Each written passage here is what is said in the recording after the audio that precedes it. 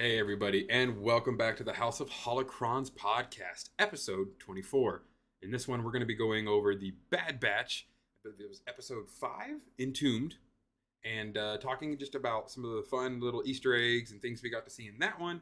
And of course, also going over whatever kind of just pops up as we tangent off as usual. Started off myself.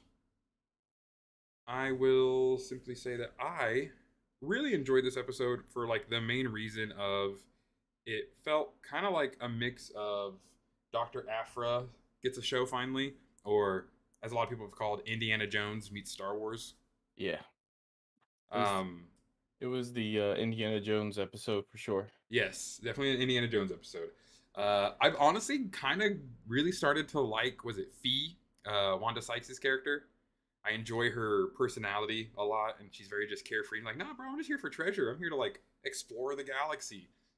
Um, which I loved that aspect because as someone who just would love as many deep dives as they want to ever give us into like ancient lore.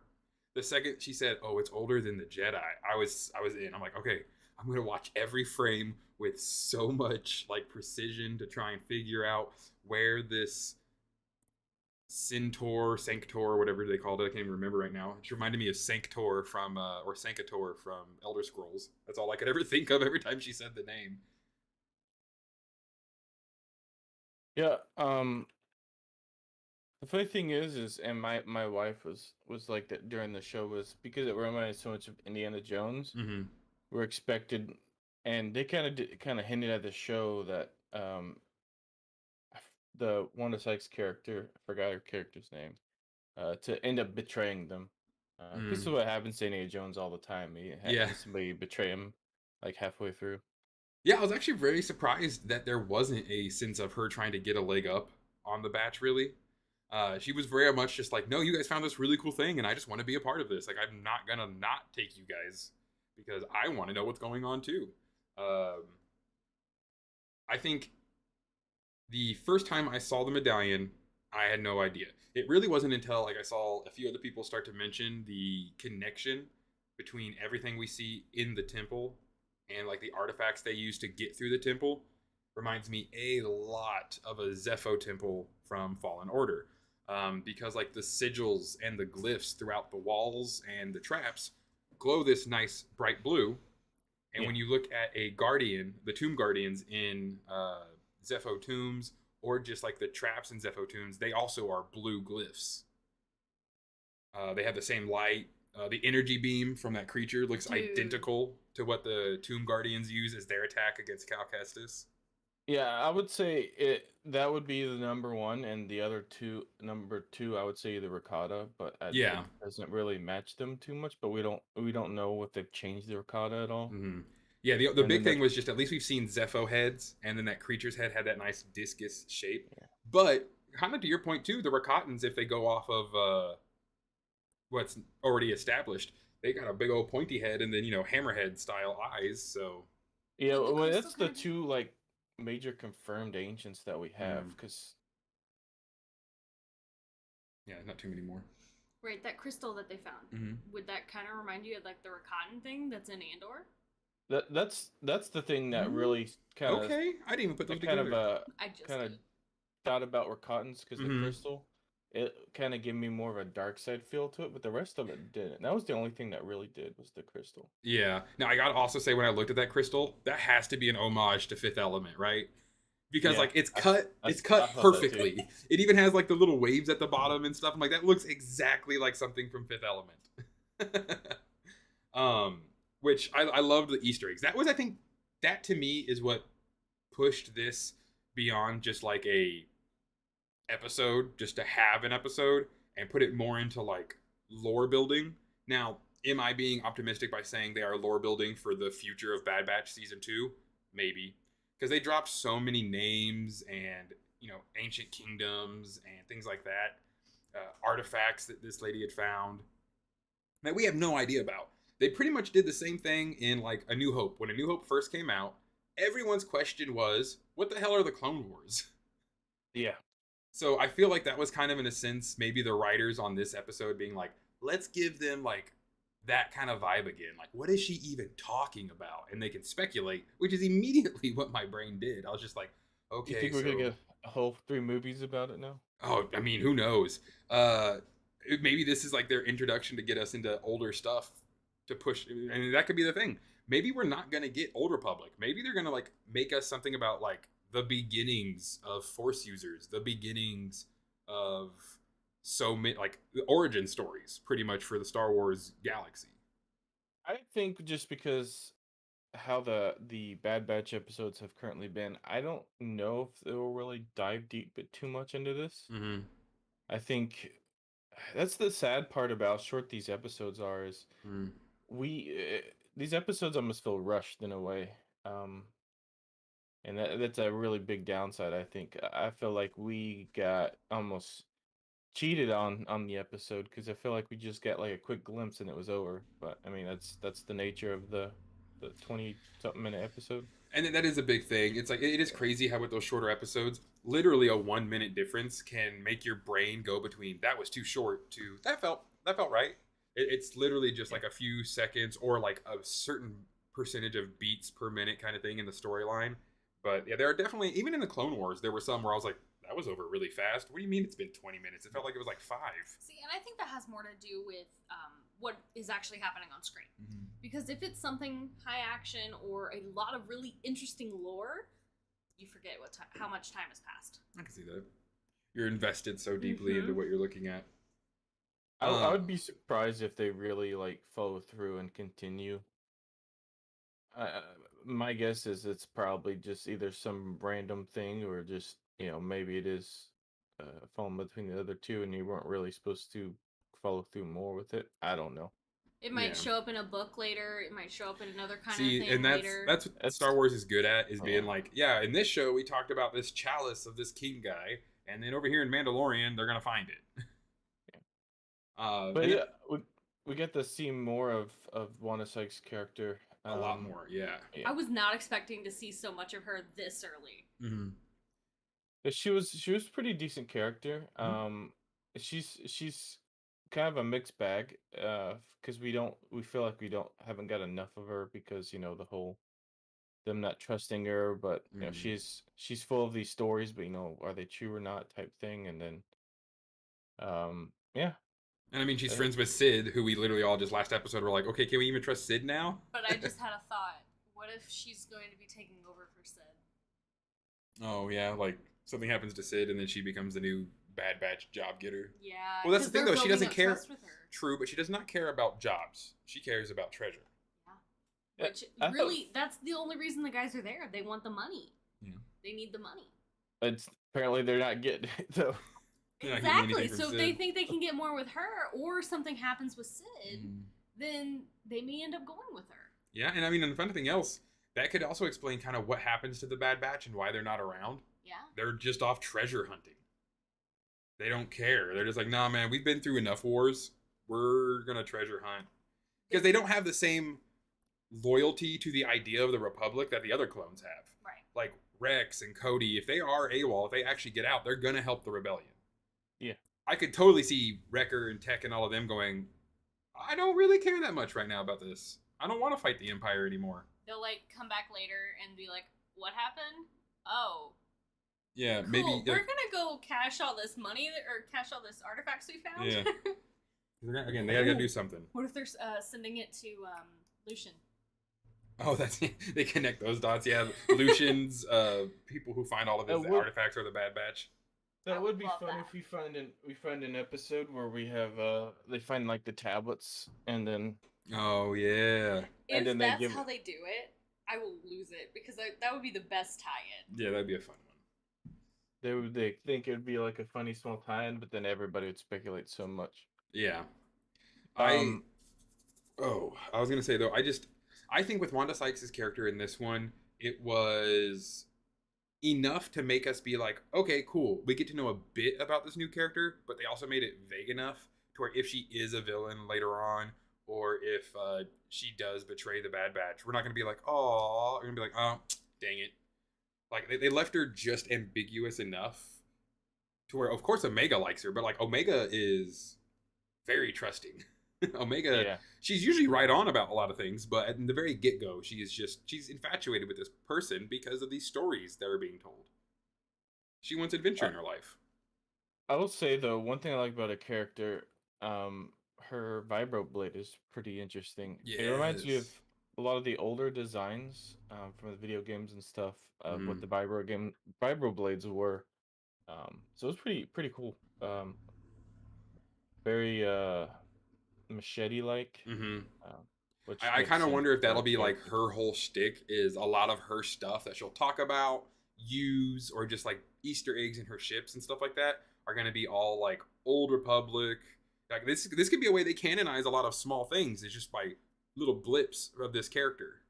Well, I think she's based on the kind of classic characters it was like these classic fictional explorers, Mm-hmm. where they would like explore the jungle and they would exaggerate a whole lot of what they Yeah. did, but some of it was based in truth, and it was a there's a bunch of novels and stuff written, and Mm-hmm. yeah, she kind of reminds you that kind of that character. Right. She's Um, obviously never made it so big that she doesn't have to work anymore, but she has all these tales of these riches she's found, but obviously either they get stolen from her or she doesn't sell them because she's well, not very wealthy. she knows her stuff though, because Yes. she knew literally every like the compass. She knew exactly what it was almost immediately. She knew what the place was. It was very suspicious that she knew so much. Almost like I was like, I mean, there's no way she could have, but it almost looked like she planted it because she. It's so crazy how quickly she knew what it was. Yeah. But then it's also the fact too, I guess, is like they kind of drop like the ability for people to know because she's like, oh, Yeah. everyone knows the stories of, Sank or Tor. I'm like, well, we don't. Not a single one of us have ever heard anything you're talking about, but obviously she's saying it's popular amongst a lot of people, but that still could lead to her character being like, I just kind of Yeah. tell tales. No, no one else knows about this place. I just needed you all to get here because I was going to try and sell this weapon to the Empire. I mean, for all we know, she could have been making it up. 'Cause Yeah. the only thing, honestly, she could. Because I guess it did look like a lens. She could easily just made everything up as she went along. Um, she could have just threw a name out there. She said it's the ancients before the Jedi. I mean, she Mm-hmm. probably just guessing. I don't know. Yeah. And that's the other thing too is like so there is something ancient pre-Jedi in this ship in the Yeah. junkyard chilling, which isn't unfathomable in the world of Star Wars and like storytelling. But yeah, you do like when you start to get all that and then like how she was just good enough to never step in the traps but never told the other guys about them. Like she just let Hunter just literally walk into that tunnel, even though she was like, "This is too easy." And I mean, Omega was the one who pretty much found most of the actual solutions to the puzzles. That almost felt like she let her do that though. Yeah. It really did because she basically let her lead Mm-hmm. and she gave her little hints along the way. Right, right. I could honestly kind of like the more I talk that out, see her maybe next episode or down the line, uh, you know, betraying the batch, and not for the sense that she's evil. She's a treasure hunter, like Dr. Afra. She's out for Well, herself. one thing too is I don't know if treasure hunting with her is the best idea because how easily she was like not caring about the loss of her droid. She's like, oh, don't worry about it. It happens all the time. Yeah. Well, I mean, but I guess if they're also on the right notion, though, she's also seeming to be one of the most practical people with droids. She's like, oh, I just download his memory into my ship every time we leave because he dies a lot. Well, in her defense, that droid doesn't really do anything. So Right. It's pretty much just there to walk in front of her and push down pressure plates. you would think it would have at least some kind of like tools or something that could help open tombs or anything. Yeah, No, yeah. it's just like a walking box It that just she stores her yeah. stories in. But downloading droid memory stuff, Lucian. Lucian Yeah. does that. Okay. They all do. So- Every ship has a. Okay. That's not unique. Okay.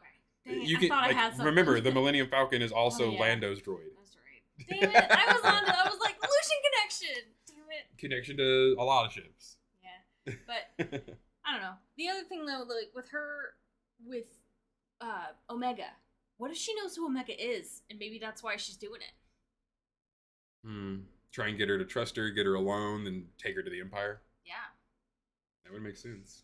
Because I wouldn't be surprised if maybe Sid let something slip. Yeah, And I I'm wouldn't be sure surprised. I'm sure. Well, before their presumed death, there was probably bounty stuff around for them. Yeah, So I'm and sure I'm she sure their might have faces were. recognized them. And if not, I mean, with the way the Empire works, they'll post your face all over the HoloNet constantly until someone figures where you are out. So Yeah. she could very well know exactly who they are, and could be working with Sid on something, and that's why she randomly just showed up all of a sudden. This great friend of Sid that we didn't see at all in season 1. But she has the perfect alibi to also just not ever be around. She's a treasure hunter. So it's very convenient. This character, like everything about this character, is convenient. There's so many things that could happen with her. Yeah. Well, she's so like suspicious seeming, and it almost feels like they want us to think that way too, because we even see the part where Hunter almost pulls his blaster out on her. Yeah. That one scene, and so that's like the big telltale sign. Is like not that this is just another character they just horseshoed in there as a plot hook, but that we're not. It's not just us. It's the Bad Batch are seeing it too. Right, yeah. And Hunter is good at kind of telling people and motives and stuff. That's his whole thing, is his sixth sense. So, yeah, maybe he's picking up on something nobody else is. Wrecker will just do whatever Omega says. Well, he's also just excited to do Yeah. stuff like that too. Oh, so. he loved the idea of going treasure hunting. That monster was pretty cool. I don't really see it as any tie-in or any type of a callback, but it's definitely just a interesting monster. I didn't notice anything. Yeah, I didn't do any research on it, but I've never seen anything like that. I mean, there's Yeah. similar base creatures, but this Right. this seems like its own thing. Just making its home in the derelict walker. I mean, that's another thing. Thinking about that other walker, thinking about Imperial walkers. What is up with the Star Wars world and their big tanks having legs? Yeah, as an engineer side of things, it's one of the worst practical things you could have for a vehicle mode of transportation. It's slower. It's just A huge so weak many point. things. Yeah, so many things wrong that go with it. I mean, like your image in the background, they just. It's not the best for there's not many they make it for all terrain, but it's not really based on all terrain because there's so many things that could go wrong. It's like they're not going up a mountain on that thing. Well, that was the whole thing about AT-ATs. The AT stands for all terrain. Right. But what terrain? I mean, walking flat. on flat ground. That's it. Scarif and Hoth and Tatooine. Honestly, the Republic had the best idea when they had the one with all the big wheels. That's kind of the way you would like it. Yeah. A better way. And then it made more sense to me, like with Clone Wars, we got the hover tanks. They just floated around. That's a more all terrain. That's just skipping it completely. I would say tracks or the wheels with the room and the shocks. So you go through multiple terrain and then of course just hover. Hover or fly, where now there is no such thing as terrain. Yeah. I guess. Huh. They don't even make any of the walkers to get a walker, you literally have to fly it down, drop it, and take off. Yeah. Right? Because they can't be just left. You don't build them on the planet. Well, and then also, the thing is they're so high up, and the transportation part or the legs, and they're so small, like skinny. It's a weak point. Yeah. And then also, it's like, I don't know. It's like the walking, like I said, isn't like the fastest mode of transportation. Like it's ominous. It looks cool, but it's kind of ominous. It's creepier. Like they're taking forever, and they're going to be here eventually. I mean, I know why George Lucas did it because a lot of stuff he wanted to do. What I really think really sells it is he wanted to make it kind of feel like it's from a different universe, right? So they have their own ways of doing things. So it was a cool concept. But it's iconic. Like you see something like this, you know immediately what it is. And that's the thing I always hear people's like, the Japanese are working on Gundams. Gundams are like this, superior tech for robots. I'm like, not really. You just need a wire that's strong enough to trip it. Why do you need a robot that's shaped like a human? We're actually not the best design for things like that. If you want a weapon, you just design it like a weapon. Right. It's the reason why the military doesn't make, or militaries don't make walking things like that with arms and why do you need arms? They could just attach it to it, you know? Right. Yeah, no, I totally agree with all that. It's hilarious to me because it's just like, yeah, legs look cool. It looks foreign. That's the big thing. They wanted it to look different.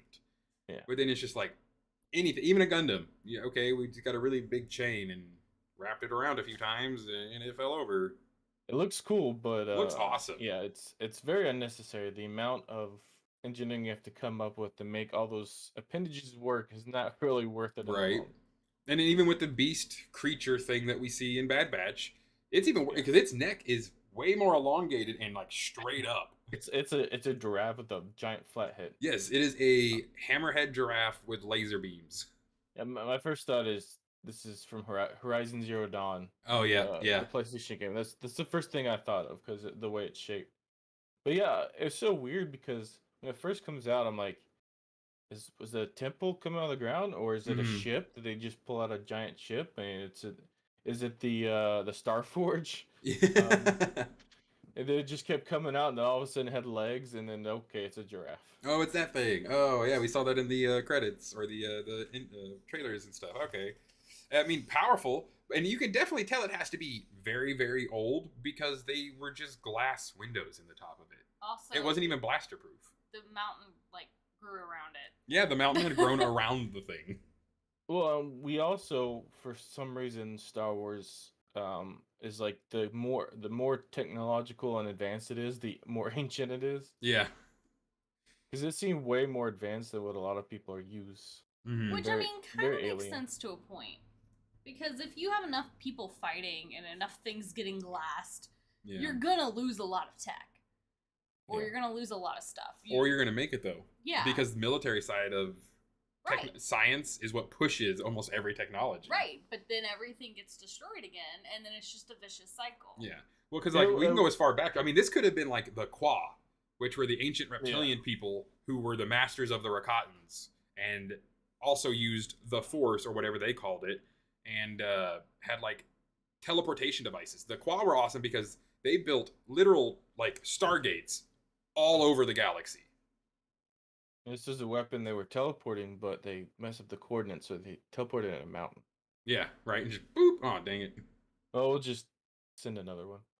But that's the other Yeah. thing is I love all these ancient race. The only race that is currently around that is old enough to remember the origins of the galaxy are the Gree. And they don't even remember. They've been around so long. It's literally stated like they've been around so long they've forgotten their past. It is interesting though if they are gonna push it that something so advanced like this was a thing. I mean, we kind of always hinted. But then you always want to and then think about what happened to the lost technology. That's why I think it's Zeffo.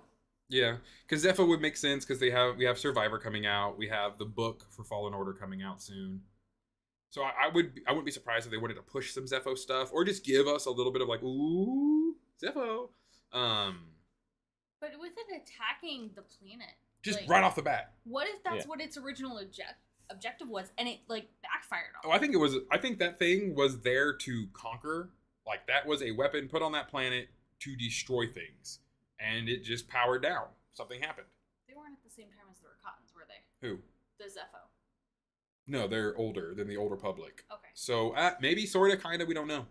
Well, I don't think we've gotten a full time frame on that. No, have we Yeah, do not 'cause have a time the- frame on the We- Rakatans, on the Zeffo, or any of those ancient races. Honestly, I mean, we don't even know how old Tython is.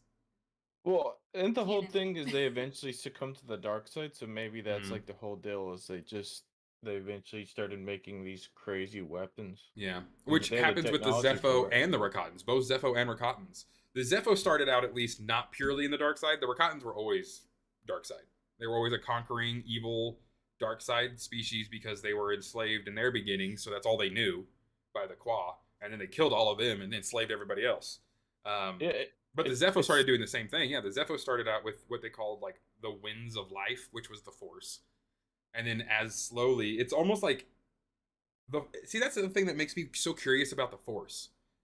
Why would the Force make the dark side so tempting and like a drug if it throws it out of balance? Because every single Force using species, if they survive for an extremely long period of time, that civilization almost always goes dark side. I would say just look at the brother and the sister and the father. You know, you can't have one without the other. But then why would the light side always or somehow lead to the dark side? Because something else needs to rise up from the light. But the dark, but that's the thing. You got to think about what George Lucas said. George Lucas did not say that balance is light side and dark side. Balance is the light side. So it's like, yeah, and that's the thing is like that's where I get all philosophical. This way is like, well, he says that, but there's other things that like where they're turning dark. So it's like, and that's the only thing I can think of is maybe it's just the force trying to balance itself out.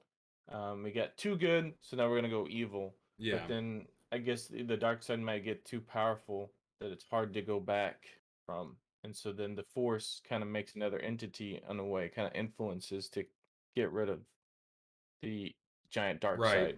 It's like, don't think of it as a scale where it'll ever actually meet in the middle. It's like a pool, and they're constantly trying to like fill it with more things to level it out. But as you fill it, it spills over. So then you got to put something else in. Like well, I think it's more kind of how like Da Vinci nature, Spiral. or like how nature just does things, where like where like a forest is so overgrown, it'll literally cause natural forest fires. Nature just does that, and it literally just cleanses the forest. Right. Things get destroyed along the way, but in the end, the forest is now more usable, more fertile. Yeah, more harmonized with itself. The ecosystem has to reset every now and again. Yeah. And that's what I've always kind of seen the dark side as, is the force going, okay, reset. That got a little out of hand. Okay, let's nope. Okay, now we got to put these guys over here to counteract what we did by resetting this place. And then things slowly trickle back down. The light side is more dominant. Things are at peace. And then bam. Because, yeah, the dark side is like going from 0 to 100 instantly. So, of course, you only need a few really deep darksiders to throw off the light side of the force. Well, the fact that the dark side exists, you can't, unless we still don't understand the force completely, we really can't say the dark side is unnatural. I think it's just some of the uses for the dark side can be unnatural, but the dark side itself, it's part of the force. It's literally the force. Right. So.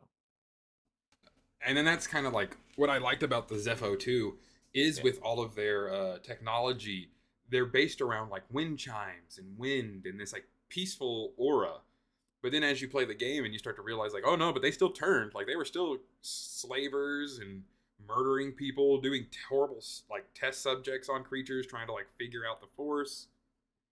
But like the Rakatans started to lose their force powers from like I think it's a plague or a disease that they develop in the expanded universe. And then the Zeffo literally just vanish. Like all die off randomly. So that's another part of me that kind of wonders if you steep yourself too deeply in the dark side, because of course there's dark side corruption. It's almost like it'll corrupt your literal entire race.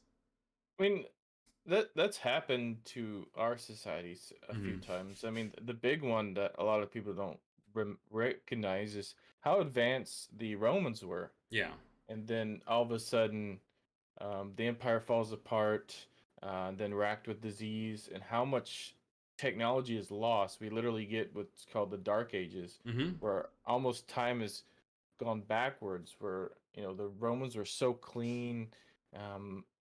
They bathed themselves. I mean, it was lead, people, but they had healthy. pipes. Yeah, it might have been made of lead, but at least they had plumbing. And then Europe all of a sudden became this like cesspool of like disease and grossness and religion over science, and the zealots took over, which is how you see kind of in the fall of the Empire. Yeah. Again, it's like this weird thing, or the fall of the Jedi, where it's like. So that's always wonder when we have these ancient cultures, like what caused it? Was it a war that wiped them out? But then, it's weird that if that happened, then it's weird that the influence of their technology didn't stick around, because sometimes the conquerors will adapt it, but then it's like we just figured out this year how to make Roman concrete again. I mean, what if Zeffo, the whole deal is what if they fell like the Romans? Because they're all dark-sided, they started infighting, and then they start killing each other, then disease, and you have an empire that gets spread too far apart, too many people thinking they need to run it, and then infighting just kills everyone. That's kind of what happened with the Rakatans.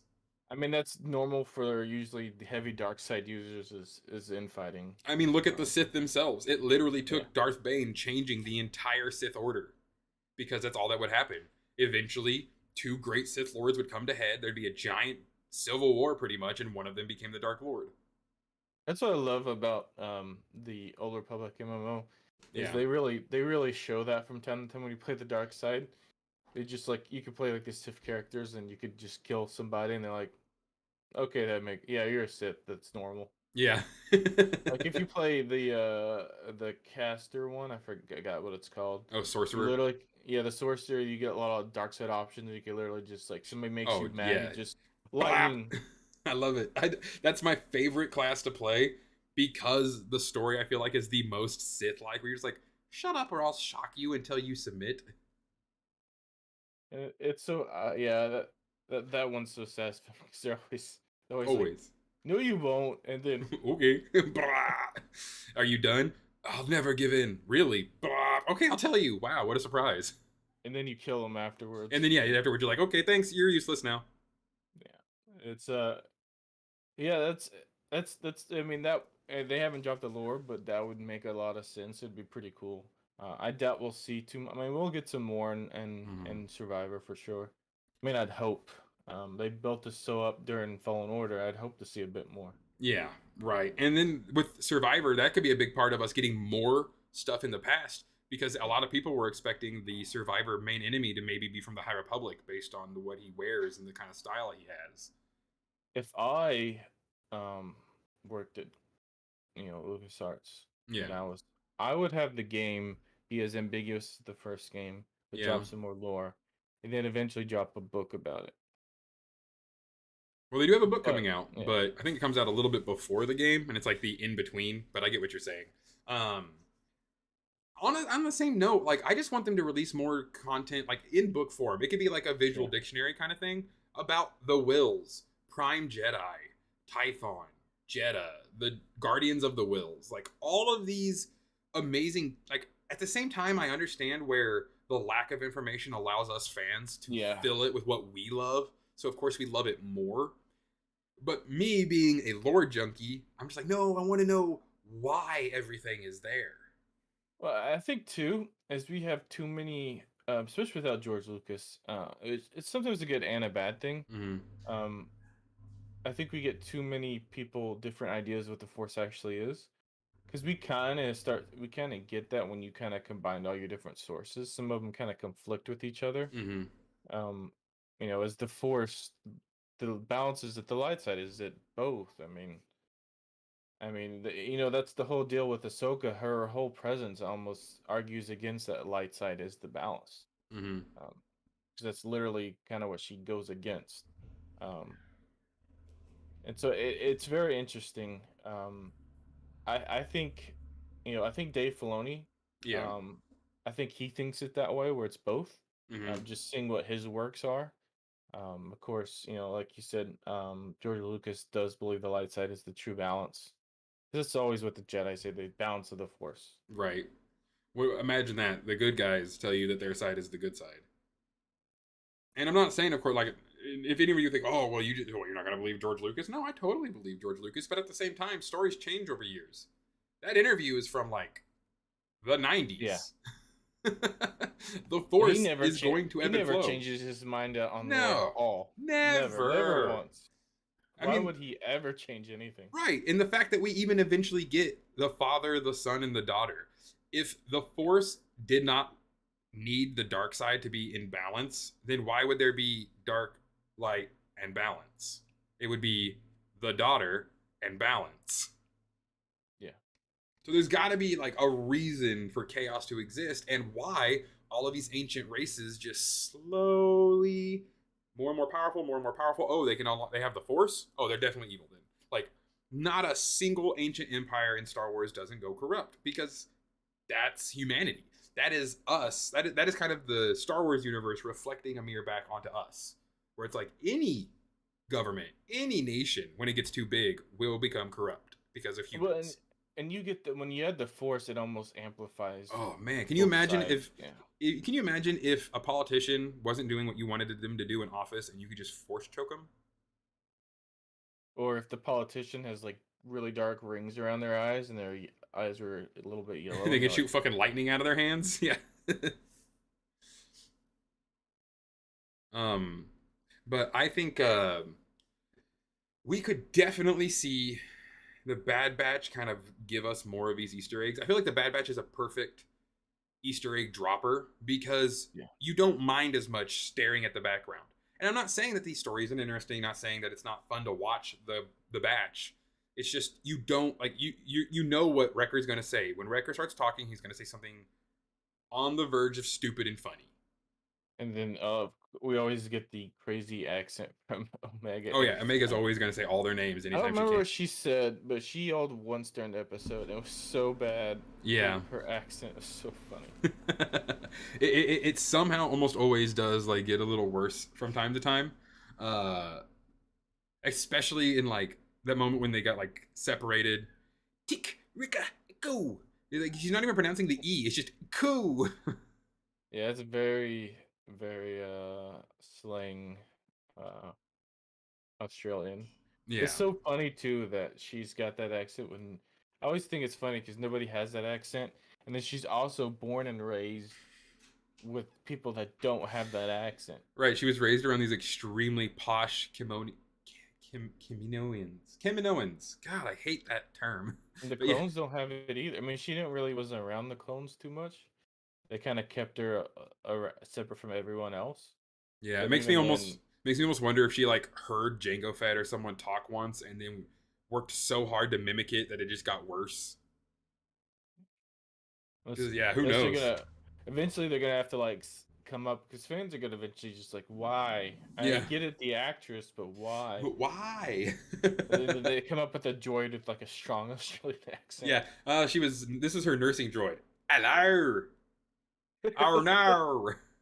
Oh my god, that'd be so funny. Just like Crocodile Dundee, the droid. That's not a droid.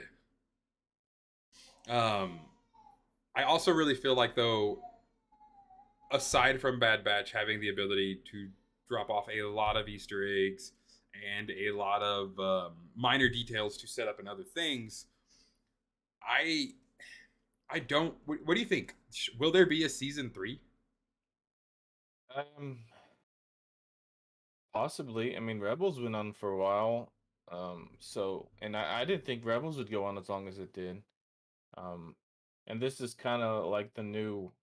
I don't think Bad Batch was intended because it's supposed to be almost an offshoot of Clone Wars. Yeah. But almost, I think they might try to push it. I don't know. It's really hard to guess. The way I was always understanding it was only supposed to be a couple season offshoot from Clone Wars. Mm-hmm. But since we don't really have a show like that currently, because usually we have or like how Star Wars has been, and the newer generation is we get our movies, and then we get a kind of a cartoon that kind of goes along Mm-hmm. constantly. Um, but we could get that with this, or maybe they don't want to do it as much since they got so many other live action shows. I don't know. And they have movies in the pipeline and stuff. So it Yeah. kind of like with we talked about with them doing all the history prequel stuff. It's like you guys got a lot of cooks in these kitchens. So don't be mad at us if some fans find certain things that they just don't care about at all. Like you don't want to oversaturate the market either. I do like the variety though. I do like Yes. getting an animated series along with these live action ones, so that's nice. Um, It'll be very interesting to see the first Wednesday when Mando airs as well. I think they are doing too many live action shows, but that's me. Just I mean, there's quality in some of them, and Mm-hmm. some of them not so much. I think the amount of quality put in for Mando and Andor is a lot higher, though. I feel like Andor really was not supposed to be as good as it was. It feels like it wasn't planned to be that good. Yeah. Um, and I feel like just the amount of care wasn't put in, or just as the Book of Boba Fett or Obi-Wan as they do for the others. Yeah. Um, and honestly, I'm starting to feel that they haven't put as much care in as Bad Batch as they have the other animated shows. It's not bad. I haven't gotten. I mean, I guess technically for Clone Wars and Rebels, the first couple seasons, I wasn't like the wow factor yet. It took Right. probably the third season, but And so I'm I okay with don't know. that. And that's the big thing that makes me always come back to Bad Batch with this sense of don't judge it too much just yet, because almost every animated show Star Wars has put out, I've been like, what the fuck is this? And then like a season or two in, I'm like, okay, I need this in my life every day. The character designs are one of the things that really get me for Bad Batch. Yeah. I love their armor originally. I love their new armor changes. They're Mm-hmm. like kind of almost progressively changing their armor a little bit. Yeah. Um, it definitely starting to look more mercenary like. I really enjoy that. And then we get some cool alien designs like the Trandoshan Mm-hmm. and some more. Maybe we've gotten more aliens, which is great. I hope we get some more. Heck, we Yeah. got what's her name? I can't remember the Trandoshan. That's kind of their Oh, keeper. Sid. Yeah, she's the most unique Trandoshan we've kind of seen. Yeah, she's very short and fat, Yeah.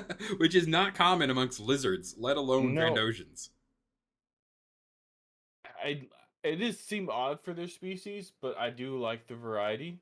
I wonder if she was Yeah, raised not on Trandosia because, like Bosk says, which is canon, when you're born on Trandosia, you have to eat yeah. and kill all of your other hatchling brothers and sisters to survive. Well, she probably got half of it. She didn't get the kill part. She just got the eat part. Oh, she just ate them all. Someone else killed them, then she just came along and started eating them. She's like, oh, dang it. But she's No, a very small Trandosian. And I mean, she could have she's a been. fun character. So Maybe it's I don't know. like, maybe it's just, she's shrunk more in her old age. Maybe she's like an extreme. She's obviously old. She is obviously a I way mean, old Trandosian. with this series, we already got two very different variants of Trandoshan. If you Mm-hmm. count her and that one with the crazy spiked head. Yeah, looking more like an So Argonian. so we may we see more variety, which is I think very interesting. Yeah. And we've gotten some other stuff too. So Oh yeah, and they finally showed us another version, and especially in animated, we got the Dowootin, the big guy with the chin horns, who was like yeah, Sid's yeah, counter. That's what Bad Batch is giving us, a lot of variety. yes. And like I said the designs are very interesting. Mm-hmm. For things. I mean, even the ship is a unique design. Yeah, a Um, unique shuttle. and we get we start seeing the clones in different colors. They're now no longer colorful. Yeah. They're shades of gray and or black, and so it's very unique. Um, Yes. the all black clones are pretty cool. Um, yeah, I just and then we get the unique designs for the clones themselves, the Bad Batch themselves. Very Unique unique designs. helmets, very unique armor. I know a Yeah, lot of it's people kind of expected very them to look more like commandos, but that's its own thing. yeah, it does have a commando vibe, but a lot more unique. So yeah, that's one thing that the series gives us, and it's just more Star Wars, more Yeah. the animated side. I mean, everything's not gonna be a giant lore drop. We're gonna get more of the fun side, like the Book of Boba Fett, and Yeah. So the next is episode is Tribe. Tribe. Yeah. So So Gungi or that's my guess. clones? I think this is when we're gonna start seeing Gungi. I could be wrong. Yeah. It could be just some other tribe, but I mean, Right. I feel like I've been half right. I got right on the tomb, but I wasn't Mm. fully right on that. We were right. The race on faster was Yeah. the type of race, so But yeah, no, I mean, yeah, this could very well be about Gungi and a tribal thing, or this could be about the Bad Batch tribe. I mean, I want to say, of course, Gungi, because the term tribe alone just makes you think way more old, archaic, yeah, Wookiee, something like that, not clones. They would have, because that would have been squad or a unit. yeah.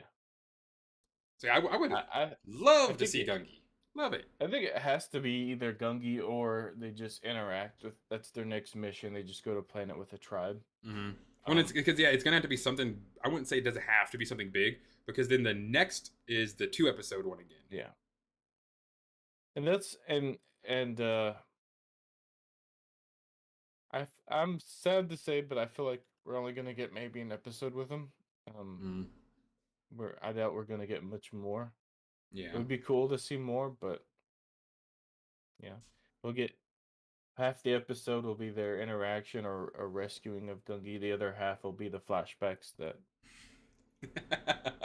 Order 66 flashbacks. The Order 66 flashbacks, right? Because you got to have them. You can't go a few weeks without reminding every Star Wars fan about the most well-known order in the entire executive branch of Star Wars.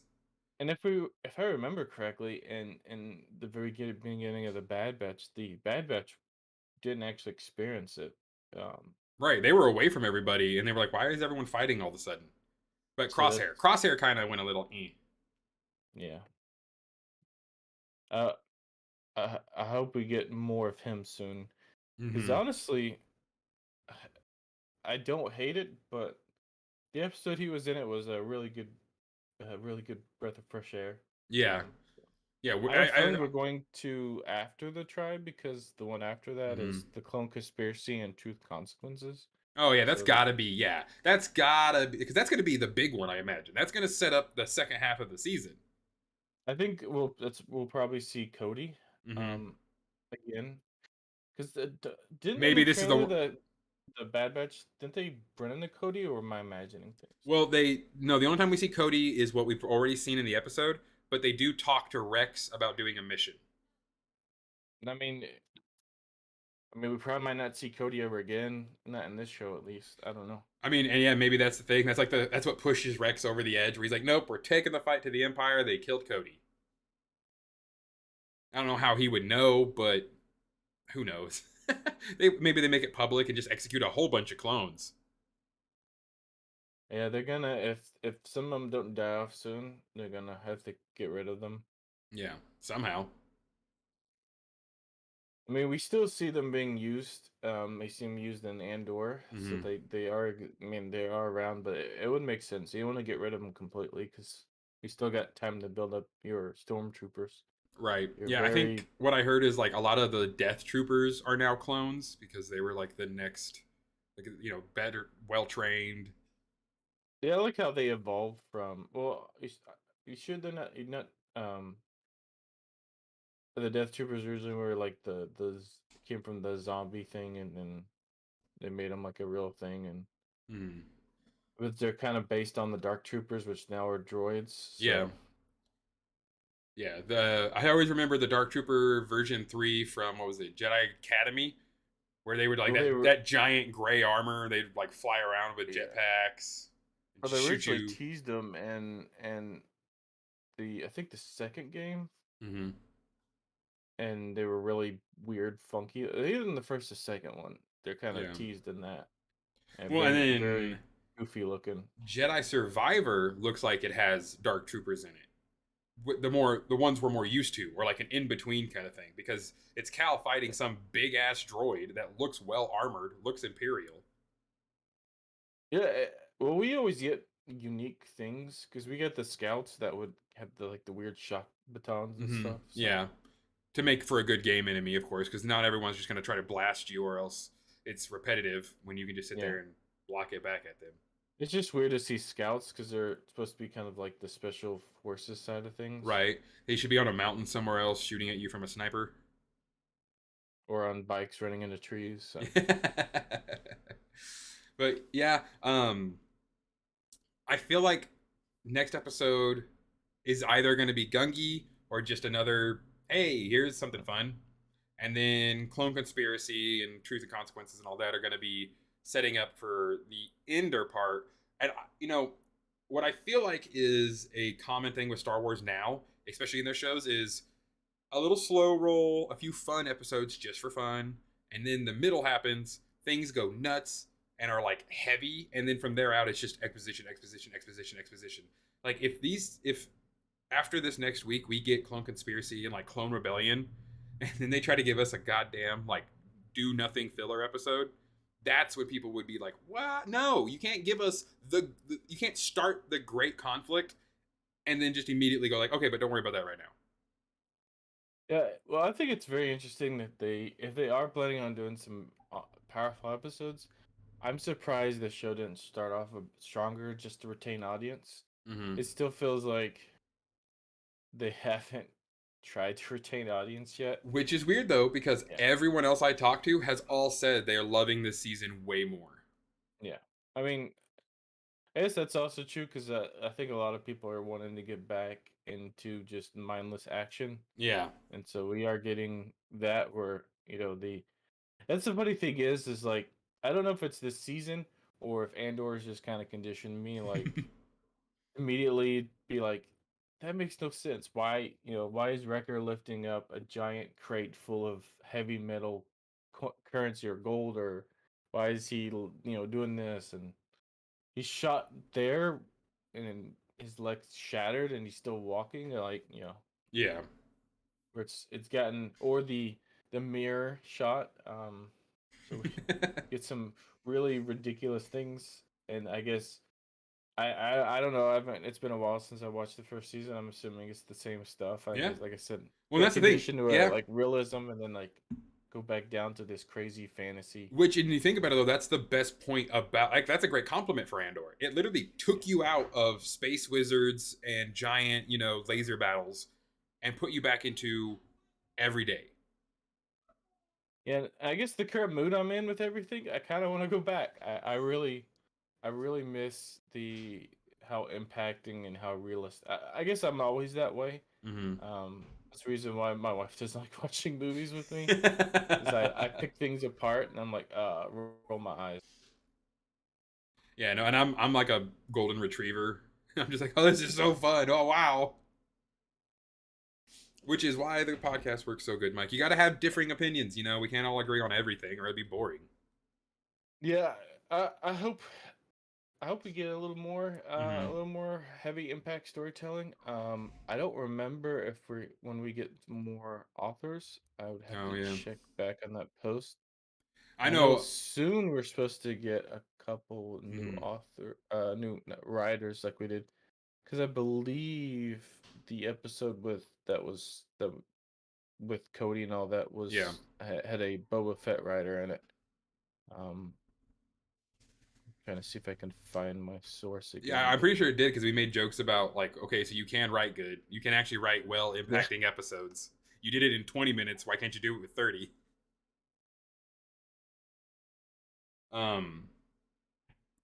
Yeah, I will say that the Book of Boba Fett, as much as I loved it, it did feel lackluster with what it was surrounded by. And then Andor has pushed everything onto a new scale and a new measuring system for a lot of people. But yeah, I love the action. I love the big battles and lightsaber fights, but I could go for an entire 6-season, 50 minutes an episode on literally nothing but exposition and backstory. And that's why I love the prequels so much. Like, I love the prequels because I was raised during them, but I also love prequels in general for everything. I like the Silmarillion more than I like the Lord of the Rings trilogy. I like backstory. And don't get me wrong, I didn't hate the Bad Batch. I love it. I mean, I wouldn't have bought a Hunter helmet if I hated it. Yeah. I'm being picky. Which is what you do when everything is good. You then deep dive into it and find the things that you can talk about. So we are on episode 1, 2, 3, 4. We just did 5. Mm-hmm. 6 will be Tribe. 7. 1, 2, 3, 4, 5, 6. So the Clone Conspiracy, that's supposed to be a Dave Filoni episode. Ooh. So okay. 4 and 2. No, 1, 2, 3. Faster was supposed to be a Dave Filoni episode too. So. I mean, it was good for being a race. That was a good episode. It did definitely feel like a Clone Wars episode now that I think about it. Mm-hmm. Hey, I'm down if Dave is going to come. I mean, it would make sense too to have your biggest powerhouse writers and storyboarders on for, literally the Clone Conspiracy episode. Yeah, it would feel weird they do an episode called Clone Conspiracy and not have Dave Filoni involved writing it. Right, exactly. Because, I mean, the clones are literally his babies. Like that, he dived into that world deeper than anyone else ever could. Yeah, sometimes I miss the old shorts, but I won't argue with what he came up with, because. And it's like he's proven us wrong so many times before. Like you've talked about, like most of the entire Star Wars fandom when Ahsoka was first on screen Yeah. hated her. Well, people see Dave Filoni as kind of the new father of Star Wars. Yeah. They pretty much take him over, even though he's not the CEO, and a lot of people want him to be. I feel like if he ever did, we probably wouldn't get as much with him because Yeah. he'd be in charge. He'd be too busy. So, yeah. And then we all of a sudden get Jon Favreau involved in Star Wars, and out of out of the blue, we know he's a good writer because Right. the Marvel stuff he's involved in, And he directs a lot of things, and then we find Not out, just oh, he's the a Marvel, huge nerd. Yeah, well, we get he's got a lot of good stuff Mhm. he's involved in, and Oh, he yeah. always plays so ridiculous characters. I can't wait for him to be in one of these live action series as a dumb character because he's always like these goofy characters in his shows. If you see his face, he will be a funny person. But it's like Paz is his way of being serious because he's like, I don't have to show my face. I still need to get that figure. That's one of the few original like founder figures I don't have. I have Trapper Wolf. I have George. I really need to grab a. Well, I mean, I have a Paz Vizsla, but not the one with the helmet off.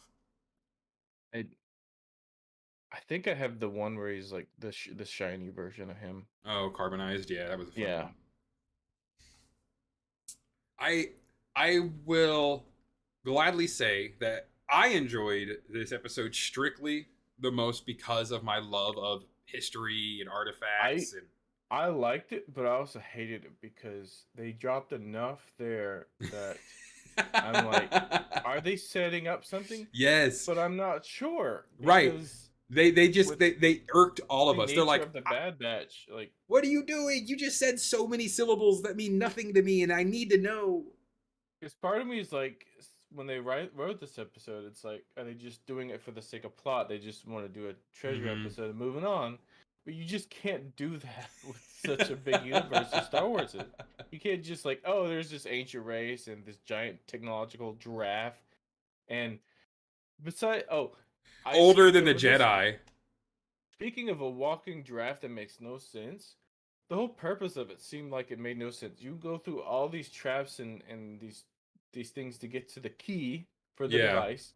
You finally get the key. You move on through these kind of this like trap tomb, and then you have to do this whole like flipping it upside down, all these things, and you get to the room and you plug it in.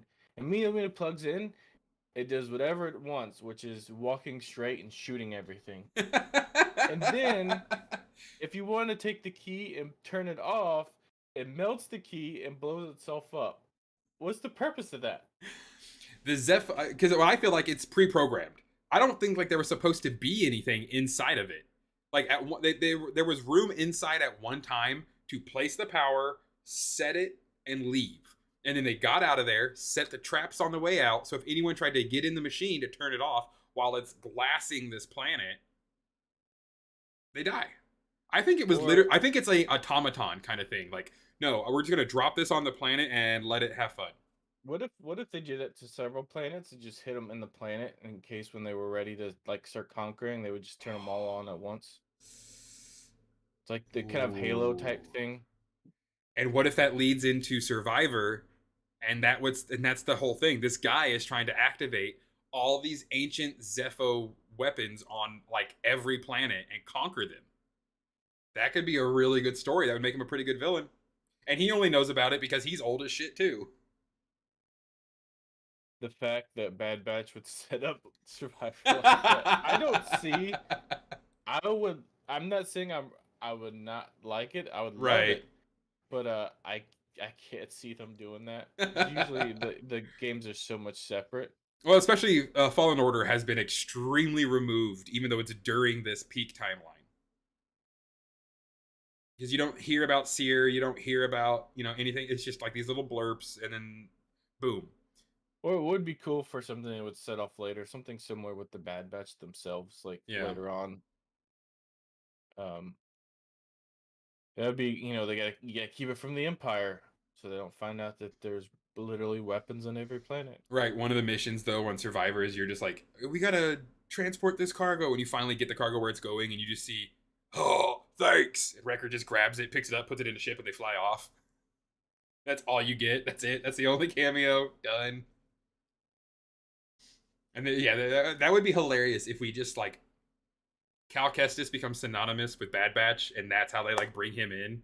It's not even live action; he's animated still, You it irritates so many people and because that's why they might do it. you have the actor. He's a good actor.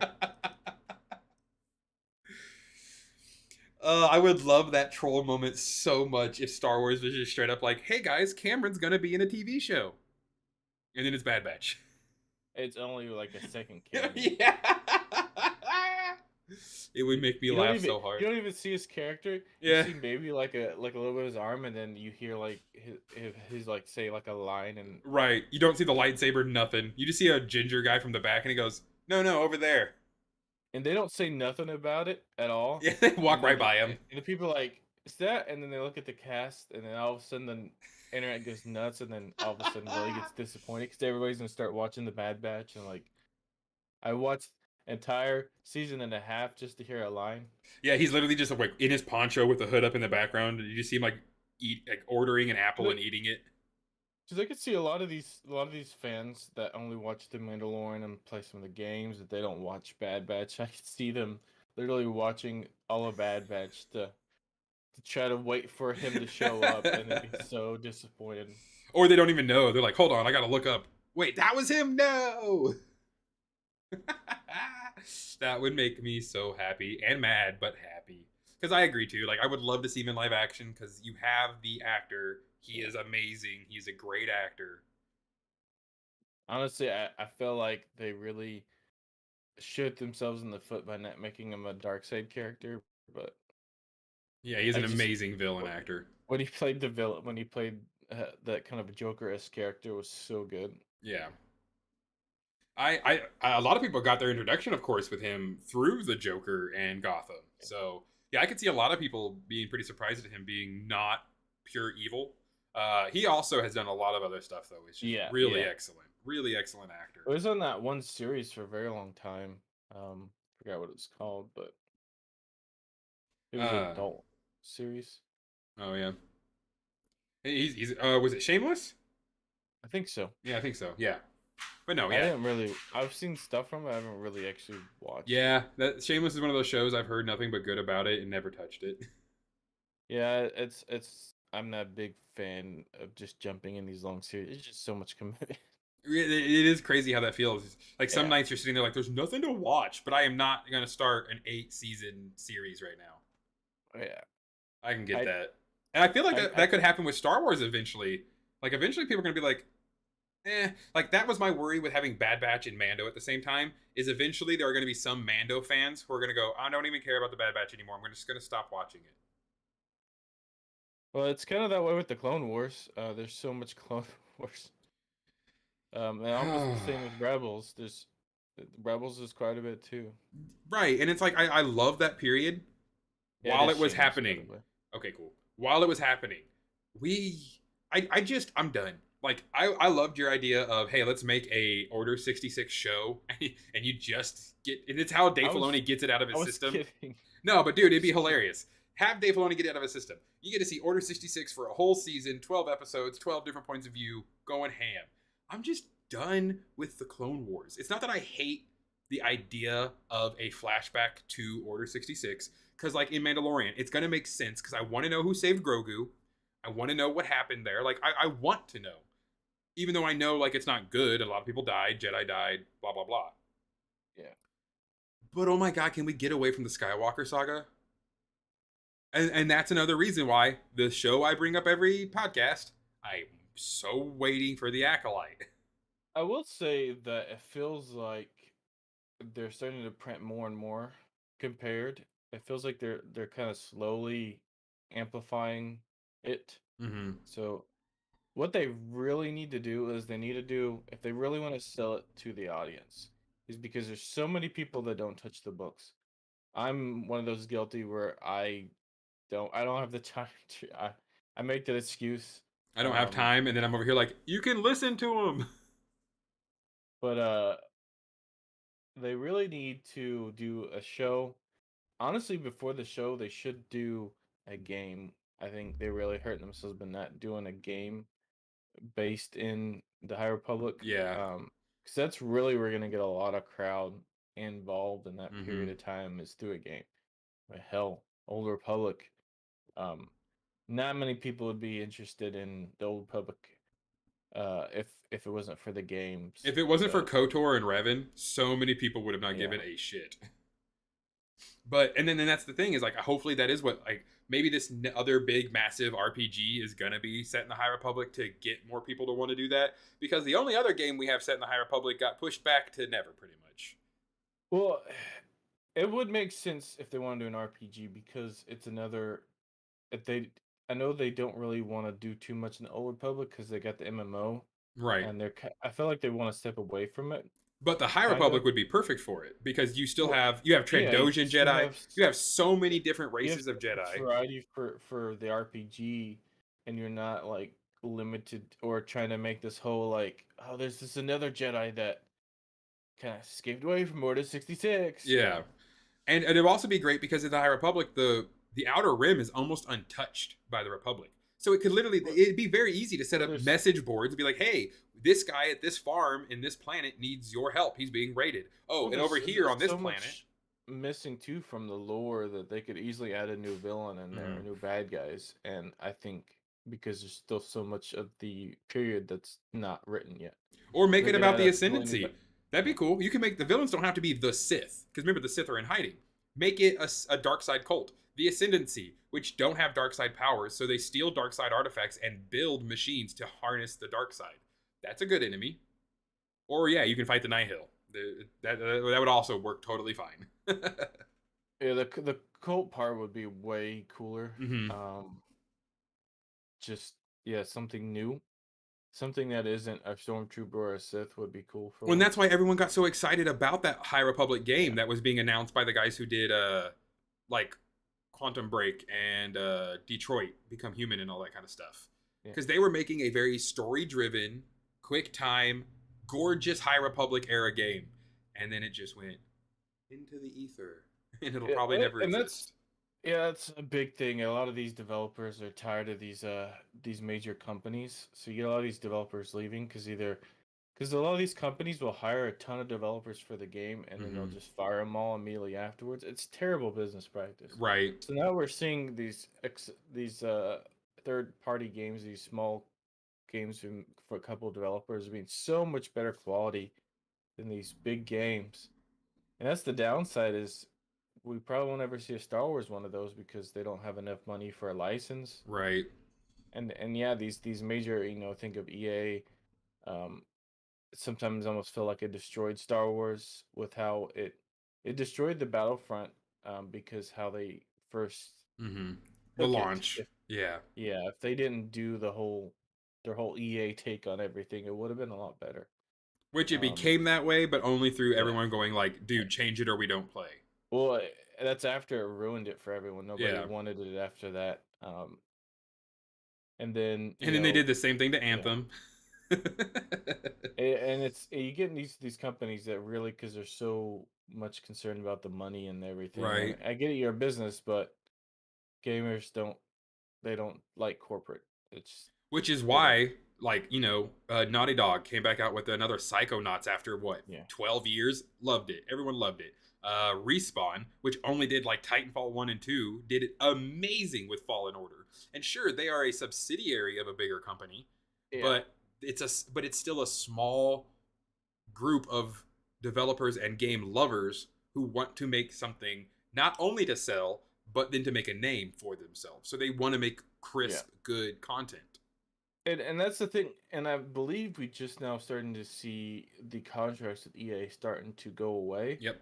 So I know they're trying to.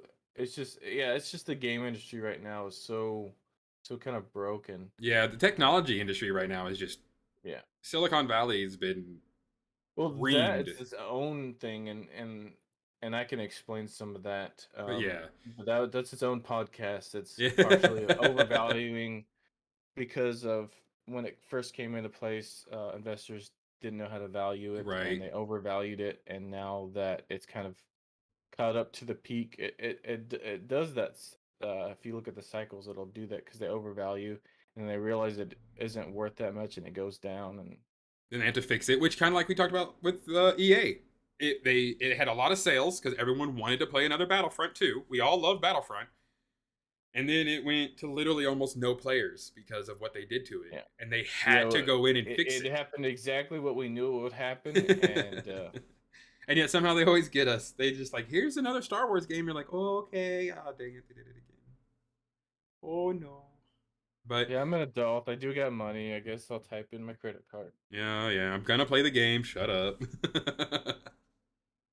I I, would love another.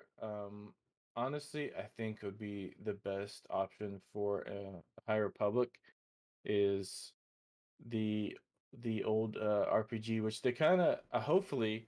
I'm kind of scared because of the stuff going around it with the drama. But bring back the old custom RPG style with like how the Hogwarts game is doing. oh yeah. Um, with a style with basically kind of like also Jedi Academy, where you make your own custom character and you go through Hmm. your custom kind of storyline. I would love to see that as a High Republic style, the kind of the Jedi Academy Yeah. vibe to it, where You can be more aggressive. You could be more yeah, reserved. where there's it's literally an RPG where you make your character from the ground up and Dude, you have I yeah. would totally go to class and just like lift this ball over here. Okay, now I'm gonna need you to meditate on the Go through a answer High to this. Republic class. Yeah, High Republic classes would be so fun. It's just like, all right, I need you to, Here's your bling robes. yeah, here's your really awesome gold robes. I need you to run up this wall, do a backflip somersault, cut that in half, and then force push it over here. Oh, don't worry about theory. We skipped those classes. Yeah, theory is for people who can sit around and talk. We're here to Meditation. explore.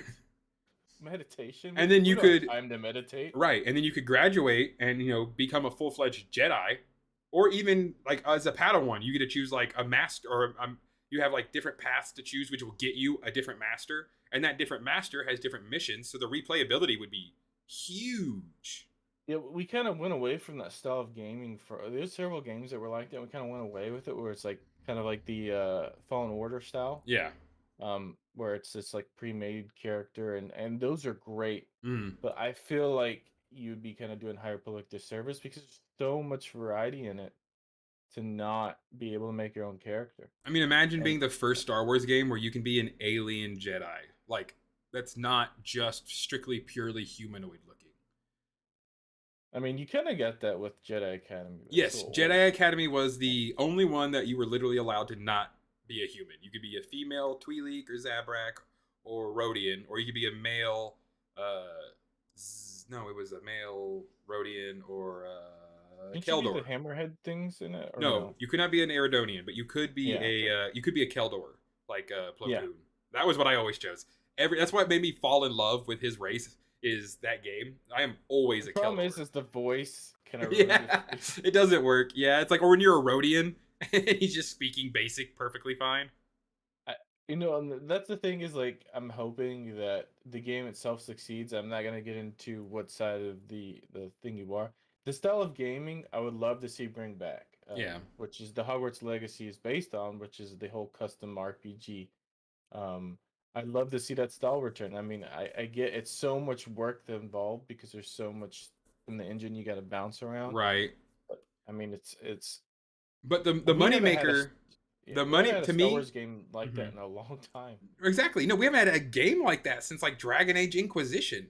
That's Uh, literally been the you last could you massive could argue RPG. that the the Bethesda games, the Oh, Elder Fallout and Scrolls and Fallout. because Yeah, they're kind of that base thing, but they're a little more open ended than Fallout 4 kind of took that away when it voiced the guy, but yeah. I mean, you kind of needed to eventually. Um, I wish they and then some games do that where they allow you to either because well you could do like Baldur's Gate where they have different the Baldur's Gate 3 they came out with. yeah, You could pick different voices. There's only four right now, like right. two masculine and two feminine. And then there's some other games I can't remember the names of them. Well, they'll do stuff like that. You'll get like four different, but then you can change the pitch, Yeah. stuff like that. I think that would be the way to do it, but you'd have to But have it's a like, yeah, developer that if really loves it. if you're going to be an Iridonian, then you can't That's a speak lot of work. basic. Yeah, you can't speak basic. They have to speak out of the sides of their neck. Like it's got to be.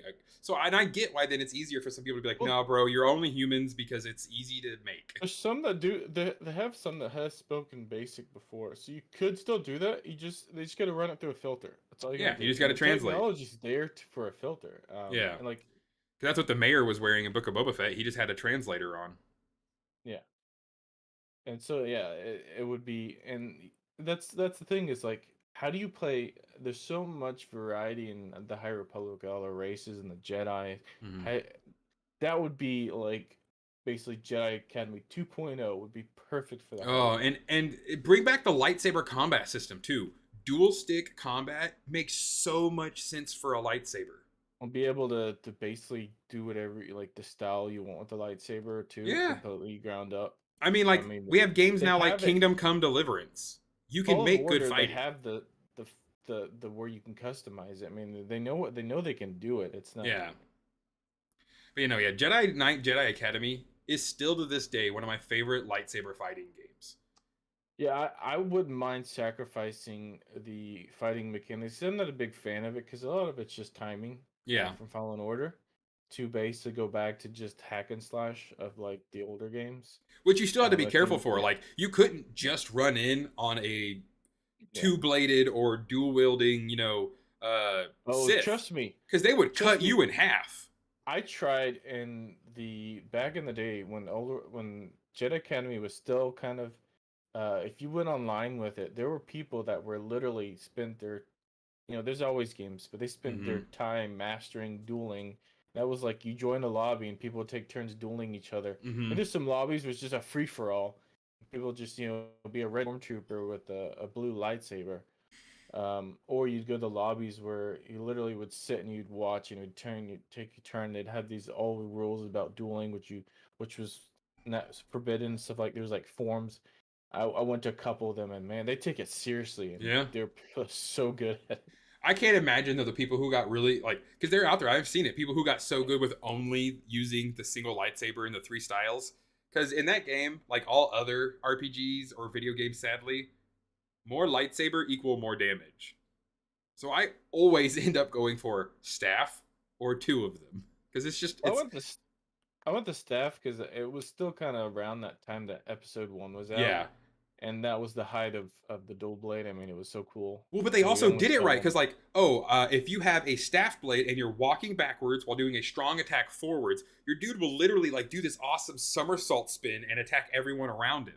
Like Jedi Knight Jedi Academy literally had some of the coolest stuff. Or like if you had just one lightsaber and you wanted to do a back attack, your guy would literally stop, turn around, do a full wave around him, and go back. Because like you could do But AOE attacks. I can't think of. I mean, the only alternative, I think that would be the best game style for the High Republic. The only other thing I can think of is kind of the old school RPG style, um, where it's kind of the Kodor style. Oh yeah, That would be my number 2 style. not Um, turn based, but like yeah. speed timing based, so it doesn't feel like it's Pokemon. That But that one's also nice because you can get a lot of characters and but you can still do that. Like for example, the Fallout series, you get mm-hmm. a follower and you Yep. get different followers, you get different character. So you can still do that with this first person. Well, I mean, and Um, imagine too, like you have one follower as your master in the beginning, and then you get your own Padawan towards the end of the game. or you get your your Han Solo, you get Right. Yeah, whatever your story dictates. Oh, you wanted to be a bookworm and stick to the temple, you get a Padawan. Oh, you wanted to be a wayfinder and go out and find children who were force sensitive, you get a smuggler. Okay, well, you were like you're going onto the frontier to battle evil in the outer rim, you get a trooper. well, I think the entire game being the exploration side of like what the Jedi do would be so easy to do because you Yeah. just basically just travel and you get you go we like to go to this planet this area to explore and you click on this planet and you go and you explore around this area. You And go I to the hope next one and I would say too the best fast travel system, or I would say traveling system in any Star Wars game, the new Lego Star Wars, because you can go to any like when you fly out of the planet and then you're in the space around it, and then you can fly out of that space, and then it opens up the big map, and you can warp to wherever you want to go. But at the same time, it'd be cool to be like, oh no, I literally want to go to the orbit around this planet to go look at this asteroid. Like, open it up. Honestly, a game style would be cool too. That's similar to that is Mass Effect 2. Yeah. The kind of third person esque, but how they just like you would be on your ship and you go to that planet and do the whole thing. You could go, we need some supplies. Well, let's go over to this planet and see what element they have on there so we can take some. That's 3. Oh, yeah. I like bits and pieces, but yeah, I get what you're saying. Yeah, I was just saying how it ran was so clean. Mass Effect 2 was pinnacle of the Mass Effect series. Oh yeah. And the whole style of it, I think would be perfect as well. Probably more akin to what's been the type of game design that's going on right now. So it's like a combination of Fallen Order and Jedi Academy in a way. Yeah. And hey, maybe there will be our subject for our next week's podcast. We'll just go over video games because there's obviously a lot to talk about, really, and speculate on. So I'm definitely excited for next week's episode of Bad Batch, The Tribe. Hopefully it is Gungi. I would love to see more Gungi, how he survived, what happened, or just something, but it'll be good, I think. We're getting closer and closer to season 3 as well. Yeah, it is gnarly how fast time started flying by here recently. Like in the last few weeks, I feel like. Well, we're getting it March 1st, so that's next. So next week we'll literally have episode to talk about the Mandalorian and probably just a little bit about Gungi if he's in the episode, because I don't see how we won't talk about Mandalorian episode 1. Oh yeah, no, it's probably gonna be crazy. I'm not even gonna say it. I'm not gonna say what I was gonna say because it's gonna be good. Like I don't have any heart in me to not think that we're either gonna get more of the same, or we're gonna get something that's gonna blow us out of the water. I'm going with the latter. Please be the latter. All right, guys. Thank you so much for joining us this week. Happy you could all stop by. Be sure to get ready for next week's episode because it's going to be a banger and it's going to be a lot to talk about. We will definitely probably have to do a podcast just on Star Wars games because there's so much there to cover. But alas, from all of that, thank you so much for stopping by for this House of Holocrons podcast. And as always, may the Force serve you well. May the Force be with you. Have a good night. That's a weird way to end it. My mouse died.